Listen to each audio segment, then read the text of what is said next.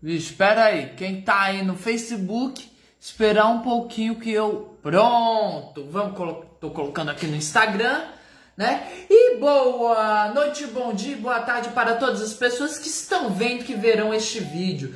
Para aqueles que não sabem, sou o Grilo Falante, se preferir Nicolas Catalani Zamboni Kikebush. E no vídeo de hoje a gente vai falar sobre o Batalhão dos Zuavos da Bahia. Bom, para aqueles que não sabem, esta é uma live feita tanto pelo Facebook quanto pelo Instagram, né? Deixa eu ver o que mais que eu devia falar. Pera aí que eu já vou lembrar. Sim, claro. Espera aí que eu só tenho que coisar o computador aqui. Não, então vamos abaixar para eu poder ver. Pronto, tô vendo. Bom, esta é uma live feita no Facebook, no Instagram, já falei. Vai estar no meu canal do YouTube depois que eu terminar o vídeo, né? Para quem não sabe, o canal é Papo com Grilo. Agradeço a todo mundo que curtir, compartilhar e for lá se inscrever e dar visualização no meu canal, claro. Que mais? Sim! Nesses vídeos a gente costuma trabalhar com a história da capoeira contextualizada na história do Brasil, né? No caso, a história do Brasil contextualizada na história da capoeira, como eu gosto de dizer. E a gente tem conversado sobre a capoeira e a Guerra do Paraguai, né? Então a gente tem vários vídeos aí falando sobre o histórico aí das guerras dos latino-americanas, né? Para entender a formação dos estados da América do Sul, né? Para daí conseguir entender como é que aconteceu a Guerra do Paraguai. Porque a Guerra do Paraguai, né, ao contrário do que muitas pessoas pensam, né, não tem nada a ver com a Inglaterra, né? Uma coisa que eu já expliquei aqui nesses vídeos, né?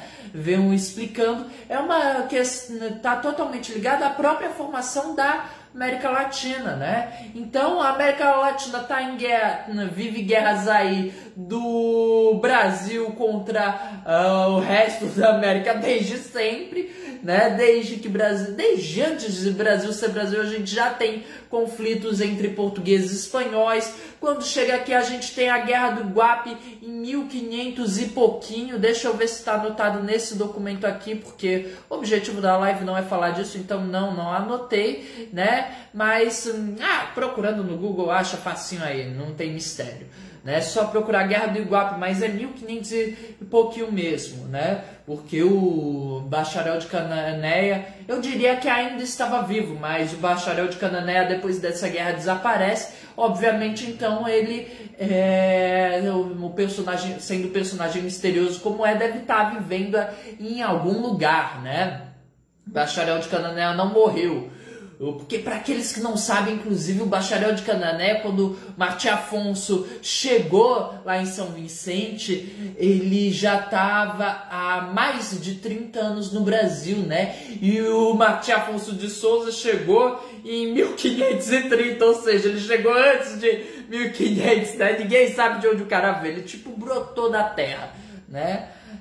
Então, é óbvio que o Bacharel de Canané ainda está vivo, então não é dizer muita coisa. Mas enfim, 1500 e pouquinho, depois de 1530, né? Aí a gente tem uma sequência de conflitos aí entre Portugal e Espanha que reverberam nas Américas, né? E aí a gente tem aquela história que eu acho maravilhosa, que é a história da cidade de... Tô contestado porque era uma região contestada, então afinal de contas tem ligação, mas é Sacramento. Por algum motivo eu confundo as duas coisas. Boa noite. O coreano que é Henry, né? Eu não sei, eu só sei o apelido. Aí aqui não tem nem foto para ajudar, né? Então, enfim. Então, que é uma história que começa lá com a guerra de separação de Portugal e Espanha do período que estava unificado, né? Que os dois países ficaram unificados na União Ibérica, né? Enfim, de uma história que é meio ridícula, né? Que a história, por uma causa meio ridícula, né? Um moleque que não tinha nada para fazer decidiu ir matar Mouro, que era africano islâmico, né? E aí ele decidiu matar Moro, não tinha nada para fazer, morreu lá e Portugal fica praticamente sem rei, né? Só o tio dele, velho e clérigo da Igreja Católica que não podia ter filhos, né? Então, enfim. E aí disso a gente tem a Guerra Guaranítica, da Guerra Guaranítica que a gente passa depois aí, a região fica aí no limbo, continua no limbo, só é resolvido em 1800 e aí a gente começa a ter as independências dos países latino-americanos, né, que é onde a independência da Argentina entra no meio, aí da Argentina se conecta à independência do Paraguai, porque o Paraguai ele ficou ainda estava no limbo também durante boa parte do século XIX, né, e é o momento que a gente tem a presença das capoeiras também atuando nas guerras pela primeira vez, né, pelo menos que se saiba, né. Capoeira é uma coisa assim meio onipresente na história do Brasil, a gente só ignora, a gente só fecha os olhos para não ver, né? Que aí é na guerra contra Artigas, no Uruguai, enfim. E tem um monte de conflitos que tudo vai culminar na Guerra do Paraguai, né? E aí, então, nos últimos vídeos que eu me lembro, a gente conversou sobre a Guerra do Paraguai, a gente fez um outro falando da entrada dos negros na Guerra do Paraguai, e o último foi sobre a entrada dos capoeiras na Guerra do Paraguai, né? Porque são coisas assim, a entrada dos negros está conectada à entrada dos capoeiras, mas a entrada dos capoeiras é uma coisa assim muito particular, muito que eu acho muito interessante, né, de ver como foi dado isso, né? Porque foi uma política de Estado, pelo menos no Rio de Janeiro. E hoje a gente vai falar dos Zuavos da Bahia, né? Sim, no vídeo passado a gente também conversou sobre a participação de alguns capoeiras aí ao longo da Guerra do Paraguai. E hoje a gente vai falar dos Zuavos da Bahia, que todo mundo já ouviu falar, né? E se não ouviu falar, agora acabou de ouvir falar, então, portanto, já ouviu falar, né? E aí, os Zuavos da Bahia, né? Para acompanhar a música, para acompanhar o vídeo, não, a música não, o vídeo, né? Não, a primeira música que me vem à cabeça é essa aqui, vamos ver se tocar o atabaque dá certo. Quem está assistindo, né, saiba que eu estou aprendendo ainda, né? Estamos no caminho, né? Então qualquer dica eu tô aceitando, né? Mas vamos lá, deixa eu só lembrar qual que era a música, né? Era... Nem tudo que reluz é ouro, nem tudo que balança cai. Nem tudo que reluz é ouro, nem tudo que balança cai. Nem tudo no mundo é malícia, nem todo pensamento é paz. Olha, toma cuidado, menino, assim dizia meu pai. Capoeira tem patente, já lutou por sua gente na Guerra do Paraguai. Vai, nego vai lutar pela sua gente no Paraguai. Vai, nego vai lutar pela sua gente no Paraguai. Então, gente, né, isso é um detalhe muito importante, né, que a gente vai ver mais pra frente, mas por que é que eu tô começando com essa música? Porque é um detalhe muito interessante. O que que acontece? Vejam bem, o exército, na época aí da independência, né, mais ou menos, 1837, né, tá? E passando, acho que nessa época do Primeiro Império já para o período regencial, né? Tá no meio do caminho, né? Dom Pedro já está começando a desagradar as pessoas, né? Então, em 1831, a gente vai ter a extinção das companhias negras no exército, né?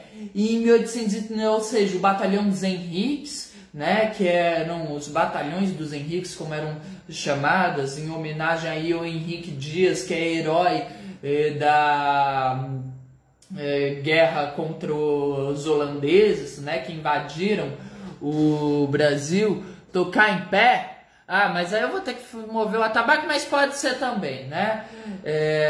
O Henrique Dias, Deixa eu lembrar aqui o que eu tava falando. Sim, em homenagem ao Henrique Dias, que é herói aí de guerra, que lutou contra o Brasil no Brasil holandês, contra os holandeses, né? Esses batalhões vão ser todos extintos. Em 1837, o exército passa por lei a ser formalmente cego quanto à cor, né? É aquilo, né, gente? A instituição em si passa a ser cega quanto à cor. Os oficiais provavelmente nem tanto, né? Mas, por exemplo, um exemplo prático de como é que isso funcionava, né? A cor dos soldados desertores que estavam sendo caçados não podia ser informada para a polícia, né? Então, e aí que o Batalhão dos Suavos é um caso curioso, que ninguém entende muito bem de fato o que foi que aconteceu, né? Mas um tal de Quirino Antônio do Espírito Santo, que não era do exército, ele vai disso fazer aí um discurso, né, e lançar a ideia de criar o Batalhão dos Zuavos da Bahia, né? Ainda não tinha nome, mas ia ser um batalhão de negros, né? Em 26 de janeiro de 1865, e talvez por falta de pesquisas, né? Ou pelo menos em 2012 ainda não havia ocorrido pesquisas, né? Esse negócio é de 2012, né? Deixa eu ver aqui. Imagino que seja 2012, tá lá no escrito 2012, então deve ser de 2012, né? Talvez, mas atualmente tenha alguma pesquisa, né? Eu só não tô sabendo, ainda não encontrei. Mas, enfim, não se tem pesquisa, então não se sabe de onde é que surgiu essa ideia, o que motivou essa ideia. Então vai ter gente que vai dizer que isso aí foi uma política de extermínio dos negros, que é uma verdade, tenho certeza que isso tem a ver, né? Porque vai ter historiador que vai dizer que os negros eram usados aí como bucha de canhão, né? Ou seja, era para gastar, botados nas linhas de frente para gastar a munição do inimigo, né?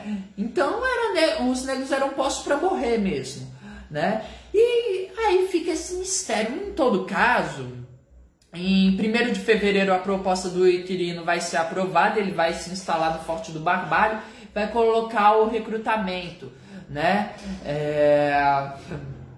E na década de 1860, né? Curiosidade aí para quem quer saber por que se chama Zouaves, né?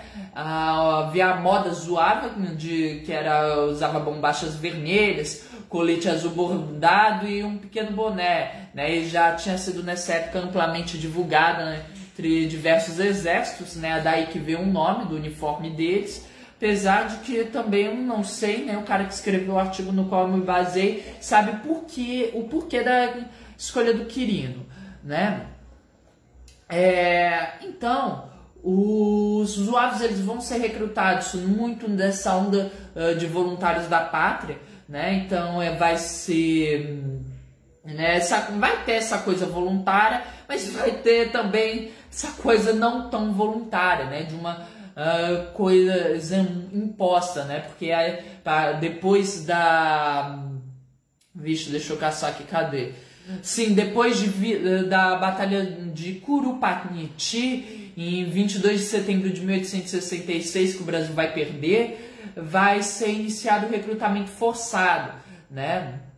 Então, o batalhão em si, a criação do batalhão em si é anterior, mas vai ter um pouco dessa onda também, porque, enfim, depois eu vou falar aqui da formação do batalhão. E vai ter o recrutamento em grupo, que era uma coisa que também acontecia muito, né, nessa onda dos voluntários da pátria, que nem sempre eram exatamente voluntários, né? Então a gente vai ter o Dom Obá, né, por exemplo, que é um personagem que eu vou falar mais sobre ele em vídeos posteriores, né, que vai vir de Lençóis com 30 homens, né? Então assim, tem uma relação de clientelismo, né, que é uma coisa que acontecia muito. Um senhor de terra chegava lá junto com os jagunços dele e falava: queremos ser recrutados, mas só vamos ser se eu for o líder, né, se eu comandar, né? Então tinha umas coisas assim meio estranhas. E aí, entre esses Zouaves, que é onde a capoeira entra, a gente tinha os desordeiros, né? A gente tinha um monte de desordeiro no meio dos zoados. Então, por exemplo, a gente tem o Marcolino, que era espião da polícia baiana, que era sargento da Guarda Nacional, né? Sobre a qual eu já falei, que era basicamente a institucionalização dos jagunços, dos terratenentes nojentos. E, além de tudo, o Marcolino era o quê? Cabo político, porque exatamente, a Guarda Nacional era basicamente esses jagunços, né? Então, o Marcolino era cabo político, ele estava lá no dia da eleição para garantir que a pessoa ia votar com consciência, né? Iria votar na pessoa certa, assim, por livre e espontânea pressão. E a gente tem o registro de que ele fundia cabeçadas na época das eleições, né? E cabeçada é uma coisa muito associada à capoeira. E é aquilo, gente, lembrar que na Bahia a gente não tem assim meio que um mistério de quando é que a capoeira chega na Bahia, né? Por conta de falta de registro mesmo, né? Afinal de contas, a gente tem muito no Rio, a gente tem muito em Pernambuco, mas como eu já falei, se na Bahia não havia a perseguição em si da capoeira, como é o caso de São Paulo, não tem, não vai ter muito registro mesmo, né? E aí fica os casos, por exemplo, desse Marcolino, que a gente pode supor que era capoeirista, né? Para além disso, a gente tinha os moleques baianos, que eram chamados de zoavinhos, né? Os moleques sobre os quais eu já falei, né? Na Bahia, por exemplo, no final do século XIX, 1800, a gente vai ter as maltas de moleque na Bahia, e dentre eles vai ser, o Fred Abreu, por exemplo, vai determinar que havia presença de capoeiristas entre esses moleques, né? Então, esses zoavios aí acaba também sendo uma referência à presença de capoeiras dentro dos zoados, né? E a gente vai ter, então, a formação das companhias. Vão ser, deixa eu pegar aqui a tabela bonitinha que tem em algum canto por aqui, pronto, achei a tabelinha. A primeira companhia vai ser do Tenente Quirino Antônio do Espírito Santo, com 71 praças. Aí a gente vai ter o Tenente Marcolino José Dias com 85, João Francisco Barbosa de Oliveira com 48, André Fernandes Galiza com 56, o Capitão Militão de Jesus Pires, esse aí era um milico mesmo, com 95, Tenente Francisco Higino Carneiro com 56, o Tenente Albino Nunes Pereira com 12, o Alferes Manuel do Nascimento e Almeida com 56, Alferes Eugênio José Moniz com 51, Nicolau da Silveira com 29 e o Nicolau Beraldo Ribeiro de Navarro com 76. Num total aí de 11 companhias, somando 638 homens, né? E junto com uma companhia de couraças de 80 homens. Bom, a gente tem bem registrado basicamente a primeira, a segunda e a terceira companhia, né? E óbvio que das pessoas que faziam parte dos praças, né, dos soldados rasos, a gente tem muito pouco, a gente tem mais esses oficiais de escalão maior, né? Então a primeira e a segunda companhia, né, vão ir para o Rio de Janeiro e depois vão ir para Montevidéu. É provável que todas as companhias fizeram mais ou menos esse percurso.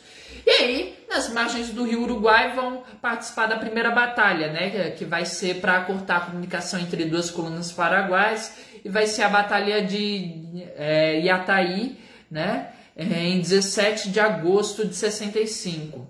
E depois vão participar do cerco de Uruguaiana, sobre a qual a gente já conversou no vídeo, falando especificamente do histórico da Guerra do Paraguai, né? E é lá que elas vão ser chamadas de a tropa mais linda do Exército Brasileiro. E é aquilo, né, gente? Trazer aí uma música do... Vixe, me fugiu o nome. Do Tonho Matéria. Pegar aqui o atabaque como me sugeriram, né? Deixa eu ver como é que era. Era... Não tinha perdão, não tinha agonia, com os zoados da Bahia. Não tinha perdão, não tinha agonia, com os zoados da Bahia. E na verdade a música é só essa, então pronto. Mas, enfim... né? Tipo percussão que fez esse atabaque. Espero estar afinado, porque eu não tenho um ouvido lá muito musical, né? Até tentei dar uma afinada hoje, se não tiver sido suficiente foi mal, alguém me diz aí, né? E enfim, o Quirino vai, infelizmente, eu felizmente não sei, eu não conheço a vida dele para saber se era uma pessoa legal, vai falecer no hospital depois em Montevidéu e nessa época os Zuavos vão estar ligados à Marinha. Aí em 1º de dezembro de 65, a primeira e segunda companhia dos Zuavos vai voltar para o exército, né? E os Zuavos vão ser todos enviados para a Guerra do Paraguai, as 11 companhias, antes de março de 1866. Bom, e aí nisso a gente vai ter algumas participações destacadas aí do Batalhão dos Zuavos, né? Era em 17 de fevereiro... Peraí, não. Sim. Cadê? Vixe, peraí, pronto. A primeira companhia dos Zuavos baianos, né? Cadê? Vixe, pronto, achei finalmente. A gente vai ter aí participação em batalha em 25 de maio de 1870, de 25 de maio de 1865, né? E aí outras batalhas, né? O Manuel Quirino vai falar que os Zuavos tinham vários capoeiristas, né? E no final das contas, esse batalhão que vai participar de várias batalhas vai ser lembrado como um batalhão verdadeiramente heróico, vai ser tornado servente de hospital, né? E não vai mais participar de batalhas quando o general Osório assume o comando, né? Porque afinal de contas devia ser um racista, né? E não devia gostar muito de batalhões negros no exército com tanta participação, né? E enfim, gente, na verdade é mais ou menos isso que eu queria conversar, né? Trazer um pouquinho da participação dos Zuavos e dentre eles aí a participação então de alguns capoeiros durante a Guerra do Paraguai, né? E então, para a próxima semana a gente conversa sobre outras batalhas aí em que os capoeiras participaram, pensando aí na parte da Forte de Humaitá, que para todo capoeira sou um nome bem familiar, né? Afinal de contas é música até hoje, né? Comemorando aí a vitória do Brasil, que foi uma das batalhas mais importantes, né? De toda a Guerra do Paraguai. Né? Então, por hoje é só e até a próxima semana. Vamos encerrar aqui.